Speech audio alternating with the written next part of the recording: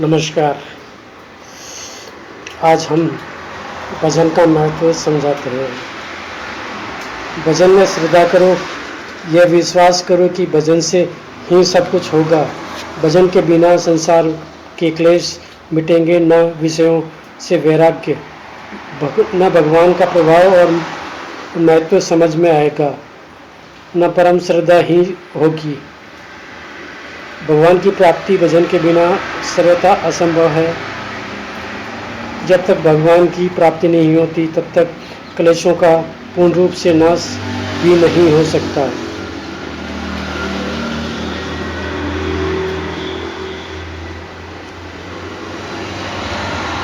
अमुक कार्य काम हो जाएगा, इस प्रकार की स्थिति हो जाएगी, तब भगवान का भजन करूँगा, यह सब मन का धोखा है, संभव है।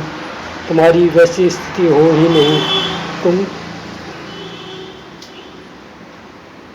यदि स्थिति हो जाए तो फिर दूसरी स्थिति की कल्पना करो। इससे अभी जिस स्थिति में हो उस स्थिति में भगवान प्राप्ति के लिए भजन में लग जाओ। मनुष्य का जीवन सर्वोच्च लक्ष्य और प्राप्त वस्तु है। जब तुम भजन के लिए किसी संसारी स्थिति की प्रतीक्षा करते हो तब तक तुम वास्तव में भजन करना चाहते ही नहीं। यदि भजन करना चाहते हो तो भजन से बढ़कर ऐसी कौन सी स्थिति है जिसके लिए तुम भजन को रोककर पहले उसे पाना चाहते हो। संसार के धन, जन, मान सम्मान, पद, गौरव सभी विनाशी हैं। ये सदा किसी के नहीं रहते।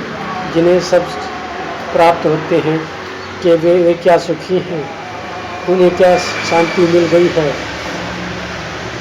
उनके जीवन का उद्देश्य क्या सफल हो गया है, वे क्या उन्हें प्राप्त करके भजन में लग गए हैं। बल्कि इसके विपरीत अनुभव ये कहता है कि जो जो सांसारिक संग्रह बढ़ता है त्यों त्यों क्लेश, कामना, द्वेष, अशांति, अज्ञान, अस्वाधीनी और विषाक्ति बढ़ती है। विषाक्त पुरुष किसी भी शांति भंडार परमात्मा के मार्ग पर नहीं चलना चाहता।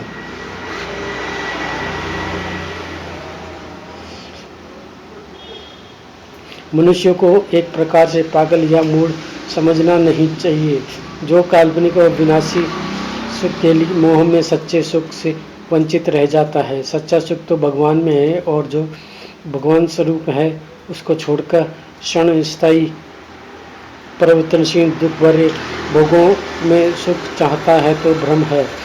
बुद्धि में इस भीषण भ्रम को निकालना पड़ेगा। विषय सुख भ्रम से ही विषय आसक्ति हो रही है।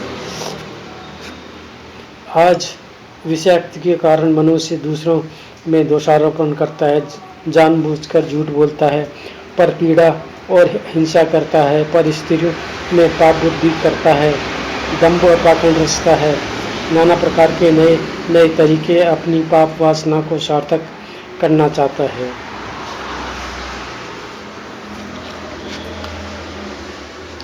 आज जैसा समय चल रहा है उसको देखते हुए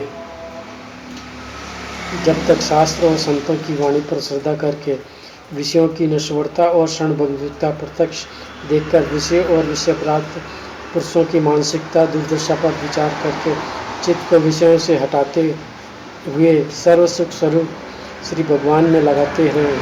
भगवान के रहस्य और प्रभाव की बातों में उनकी लीलाओं को, उनके गुणों को सदाप्रभ सत्पुरुषों से सुने, उनके नाम का जप करें, चेष्टा करें कि सच्चे मन से करते रहें, जिससे कि क्षण भर के लिए मन में उनका विस्मरण न हो, प्रत्येक क्षण उनकी मधुर स्मृति बनी रहे। मत जब भूलो तब पश्चाताप करो, याद आने पर फिर से भूलने की प्रतिज्ञा करो, न भूलने की प्रतिज्ञा करो। भगवान के स्मरण में ही परम धन, परम लाभ है। धन्यवाद।